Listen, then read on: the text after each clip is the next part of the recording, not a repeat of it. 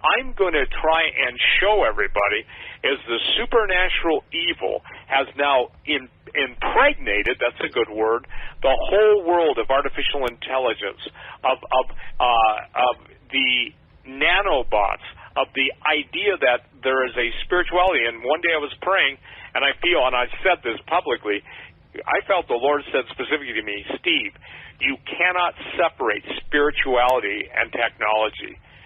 The one leads to the other. Well, obviously we know in the book of Enoch that all this civilization, this advanced civilization, advanced math, energy forms, stargates, all this stuff existed before the flood. And people think that when you talk about the days of Noah, you're just talking about everybody was perverted and crazy. That's not the whole picture. And why this is relevant, it's called the law of first mention. If it is mentioned in Genesis, it's going to appear throughout the rest of the Word of God. But people who say, well, I'm not a Christian, I like to hear you talk about, Steve, all this ancient stuff, but I don't like this stuff you talk about Jesus. My answer to all those people, even listening to your show, who do you think taught me what I know? And some of the stuff I know could not come from mankind. It's because of God's love for His creation, Dave. And Jesus said if He didn't shorten the days, there'd be no flesh left alive. In other words, there will be no humans. And that's why I'm calling people to step up to the pump and prayerfully and through passion understand that this is a big deal. This isn't some, I get all these emails that, this is just a whim you're on. Why don't you preach salvation? I said, I am preaching salvation. For the record, I've been on talk radio for 25 years, and I don't believe anybody has preached Jesus more than I, by name, and because of my calling is to warn the people of God of what the end times are going to be like. So when I talked about sex robots, that didn't go over well, and now sex robots are another extinction-level encounter. ELEs, or Ls, used to be called extinction-level events.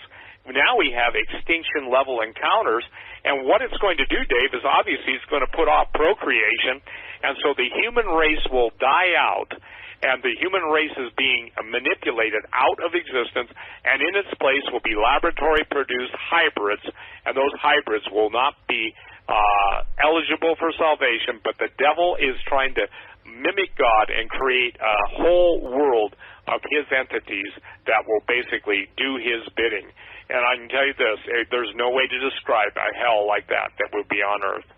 I remember when you first talked about the giants in our military special forces that were trying to fight against them. I think it might have been in Afghanistan. I don't remember the location. But you talked about how hard they were to defeat. Let's talk about that a little bit. Well, first of all, the story came to me from a pilot who had flown a dead giant out of Bagram Air Force Base. I want to make it clear that Kandahar giant that L.A. Marzulli was briefed on was a different time and a different place. I talked to one of his sources, and when they were training to go after these things, and this is what's interesting, the stories lined up of different giants being killed. Now, remember, Afghanistan has some of the biggest cave complexes in the world, and our military was searching those cave complexes for the Taliban and for the resistance that was hiding out in the caves. But the story that I was told by the pilot, I referred to him as a pilot, and by the way, you may have heard him. I actually had him on Coast to Coast with George Norrie, and he was talking about the story that he was told by the guys that delivered the giant's body to, he's a C-130 pilot, an ex-C-130 pilot, and that a special forces team had gone into the cave region, and because they were not equipped with the correct equipment, the giant that came out of the cave basically destroyed them all, ate them, devoured them, and that the guys that went on to finally kill the giant went in and basically saw human remains all over the place. The locals had warned warned our soldiers that these things really exist. And so the gentleman that flew the dead giant out of Bagram, by the way, you're going to love where it went. It went to Ramstein Air Force Base, and then it went to Wright-Patterson Base, okay? Yep. And then the other story that L.A. talks to, and I talked to the shooter, they were told that they have to aim much higher, and they all were to have M79 grenade launchers on their either an M79 grenade launcher or a 79 grenade launcher that was under their assault rifles. They had to increase the caliber, but they were told specifically, you must blow the head off. Now, this becomes important. The soldier that was trained and was present when they took down one of these giants said, "Sir, why is that? I mean, that's not normal. These guys go down." He said, he basically was rebuked and said, "This is something that you're going to have to learn to do." The reason they had to take the head of the giant off is because of the supernatural ability to regenerate, okay? There was actually a movie with Sean Connery years ago called The Green Man. And if people will do a little Bible study, they'll remember that not only did David slay Goliath, but he cut his head off. And the generals I've talked to and the guys that I have talked to over the years, well, I got to say this, they all have the same story. And the ability to regenerate is why they're being incorporated into the DNA, the life force. And Dave, this is something I want people to understand. This is not a human life force. It's not Andre the Giant or any of the Robert Wadlow or any of these people that were big in our generation. This is a supernatural life force, and that life force was what gave them the strength, the prowess, and all the stories you hear in mythology and legends. And by the way, on my website today, stevequayle.com, I posted the story, I don't know if you've seen it, about the giant city in India that was built by the giants. They show the footprint, and they show the size of the carvings, and then the guys, and he's an Indian from India, talking about how big these things are and what size it would take for people to build these. Well, these aren't normal people. It doesn't matter if you go to the Ural Mountains. It doesn't matter in Russia, Siberia. It doesn't matter. All over the world, in every place, on some of the most remote places of the world, you have giant structures, giant megalithic constructs that are humanly impossible to even deal with. And it like when we went to Machu Picchu and we went to Sacsayhuaman, we took a tour down there. That's what we incorporate in some of our films. The thing that was astonishing to people that viewed that stuff is just the size and the fit of these stones. You don't move 300-ton stones with a bunch of donkeys and wood. You know, it just isn't done. No, that's exactly right. Now, look, at the whole construction of the pyramids doesn't make sense. Several tons of stones piled on bigger stones with a margin of error in the construction of 1/200th of an inch. We can't do that with a single-family house. And I read something from John Anthony West once, Steve, about the construction of the pyramids. He said for them to have hoisted those stones the way they did, the fulcrum would have had to have been 1.5 miles long, and you would have needed over 1 million slaves, and there weren't even 1 million people in the Nile River Valley at that time. And then here's one more thing that knocks out the Egyptians as the creators. There's water erosion on the Sphinx and the pyramids, and there's been 3 repairs. Climatologists tell us the last time that there was enough water in that valley to do that damage that high up was during the last ice age. Well, and I concur with that. Robert Schock has also covered that, S-C-H-O-C-K. He's a guy that you know, he's a geologist and a very, very credentialed geologist. But again, Dave, the thing that's fascinating to me is, and it's amazing, and this is being ahead of time. When I wrote the book Empire Beneath the Ice, and I said the next thing that's going to hit the headlines will be Mars, people said, nah, there's no connection. Now there's connection. Now they're even talking about the meteorites. So, again, the thing that's more than fascinating is at our Air Force Base in Greenland. I don't know if you talked about this on any of your previous shows, but at the Air Force Base in Greenland called Thule, it's one of the biggest underground bases in the world.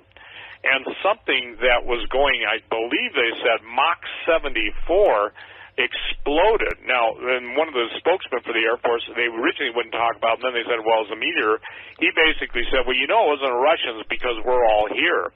Well, I don't believe it was Russians at all. I believe it was another source. It was if you will, it had to be alien, or it had to be someone conspiring with the aliens, because, again, that would have been a big deal. Had that hit, that would have triggered World War III. Tell me how that would have triggered the war. Simply this. The protocols for retaliation. By the way, I want to put everybody on notice. Vladimir Putin's on record multiple times as saying he learned his lesson from history. Russia reserves the right to launch a first strike if they believe they're in danger, okay?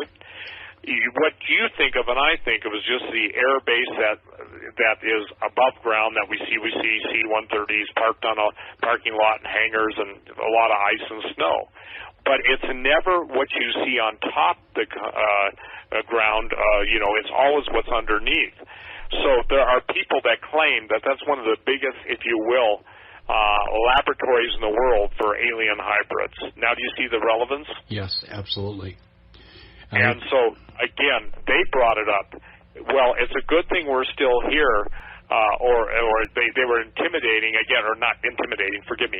They're being intimidated, but they were, what's it called? Good night. They're intimating that, if it had been the Russians, they wouldn't be there. But the first thing the Air Force did was to say nothing. Then they just threw it out as a meteor. But when you're talking Mach 74, you're talking pretty fast. You're talking, 50,000 miles an hour? Yeah, for terrestrial speed, that's incredible. That is incredible. But again, here's what I tell people. Always consider beyond the vapor stream or whatever, always consider trajectory, okay? Trajectory tells you more than they want you to know. If something's coming from, let's say you're looking at a clock face, and it's coming into the 9 o'clock position from the 1 p.m. position, there's something above that has to be sending it down. And for the record, there were no known meteors or anything expected. So what we're involved in now, Dave, and what's coming into our presence is this ain't business as usual. And I've told people, forget the word normal. Nothing will be normal. Doesn't matter if it's the weather, doesn't matter if it's the economy, doesn't matter if it's the political climate, doesn't matter. And by the way, everyone, even if you don't like me, you don't like Dave, you'd better fight for our ability to stay on the air, or Alex. There are some talk show hosts out there, I won't name them, that have taken on Alex, and and because I haven't talked to them face to face, I would say this: it is the most counterproductive, cowardly, jealous thing that I've ever seen anybody do. One host went on record as stating that don't have anything to do with Alex; he'll get you in trouble. Well, good night. This guy's claiming that World War III is upon us and everything else. So, and by the way, he cut himself off from me, Pastor Langford, and others. So, it wasn't us that were causing any first blood, so to speak. Those of you on talk radio and with internet blogs, quit fighting. And I'll tell you what, the world, whether you like me or like Alex or like Dave, and Dave gets people complaining to him about me and vice versa, and we all get people complaining, but cowards sit behind nameless entities on YouTube. And do you guys understand that this is propaganda? Do you understand they have to kill the truth? Do you understand that if the First Amendment goes, do you understand that you go too? When they kill free speech, it follows up with killing the people that they were concerned about silencing. We have seen that in every takeover in the history of the world. That's why in the old days they used to cut their tongues out. Now these days, Dave, they just cut the YouTube feeds off.